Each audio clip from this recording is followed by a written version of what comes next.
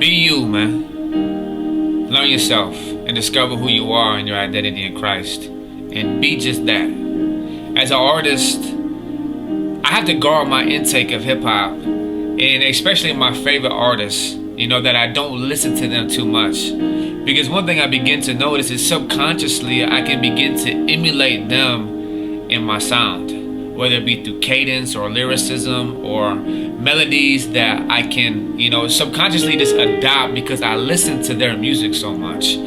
But I correlate that when it comes to our life and our identity in general. Too often, it's a good thing to follow examples that God sets before us to follow. But at the end of the day, we also have to have balance and realize that you are not the examples that you follow. That you have been wired differently by God. That you have specific and unique traits and gifts and calling that God has given you. And not that individual. And sometimes we try to live life in a horizontal plane. We try to look around us in the landscape and we want to fit in and conform to the norm. And it may not even be necessarily evil or bad. But we want to be like other mature men of God. And that's okay. We can glean and we most definitely receive counsel.